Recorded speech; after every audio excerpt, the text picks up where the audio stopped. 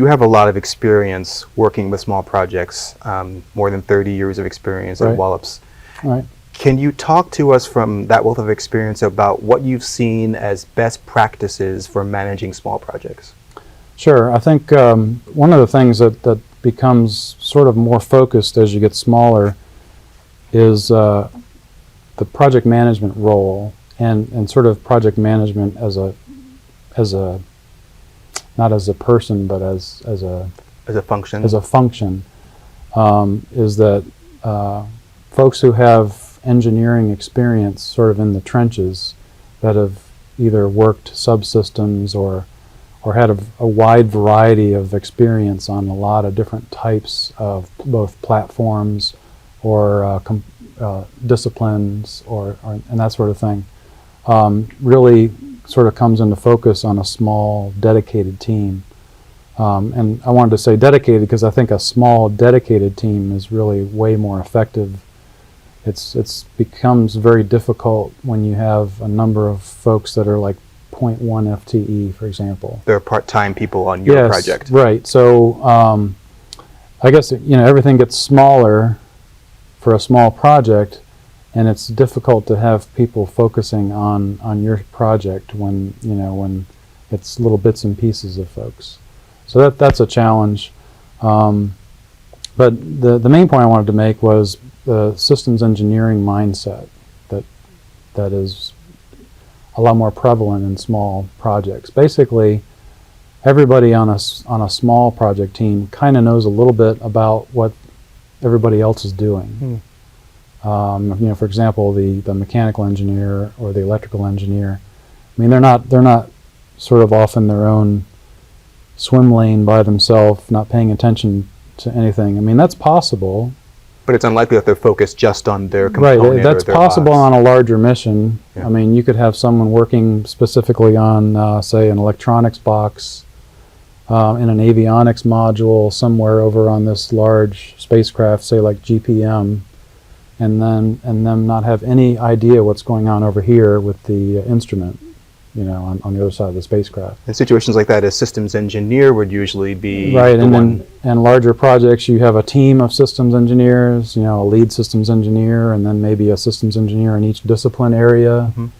Mm-hmm. Typically on our projects, we have one systems engineer, and sometimes that systems engineer is also being the lead mechanical engineer, and we'll see that maybe the deputy project manager. I don't want to give anything away, but so anyway, that sort of systems mindset that everybody on the team has is really what, in my opinion, in my experience, has made it successful in terms of implementation. So this quality of having multiple people on a small project with a systems engineering outlook, is this what people sometimes refer to? I've heard it called the Wallops way. Are they talking about this mindset? I think to some degree that's true. I think it's, in my experience at Wallops, continually run into, as we form new project teams, that you run into someone who developed the avionics for a balloon system and then worked on a CubeSat mission, and maybe at some point in their career they were on a recurring review panel for the aircraft office, reviewing the all the avionics and electrical systems that were going into say the Ice Bridge mission that flies on our P-3 aircraft. So they have all these diverse experiences that they've moved to here and there throughout their time at Wallops, and they've all been usually very short time frame activities, and so you can do a lot of them. And so, in my opinion, that sort of quick, sort of real deep experience in a lot of different things at Wallops is what builds these folks who have this systems mindset. They have broad experience that they then bring to the small project. Exactly, and I think that's what I call the Wallops culture. It's the quick response. I mean, people often call it quick response. We do small missions, quick response, can-do attitude kind of thing. But it's backed up with more than just the can-do attitude. There's a lot of experience and a lot of sort of cross-discipline awareness that comes with that. Thank you for that. So I want to amplify some of the things you said and refer to some things you said earlier about best practices. With small projects, you said it helps if they're co-located.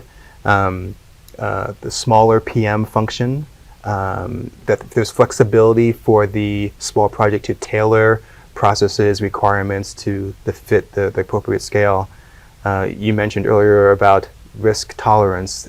That's managing that expectation among stakeholders is a constant for small projects to keep. The project team may know that you're Class D or Subclass D, but reminding your review panelists, your management, that you're Subclass D and not C, B, That's right. is a constant for the project team. And then the big piece is this mindset where on a small project, a best practice is to have team members who are able to focus on their swim lane while also recognizing the interfaces and the connections with the rest of the work.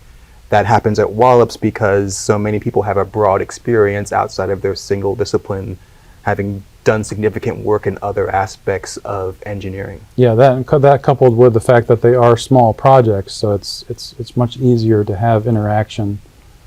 There's a lot less inertia involved in trying to find out what's going on, across the subsystems. Yeah, easier to navigate than a larger project. Exactly.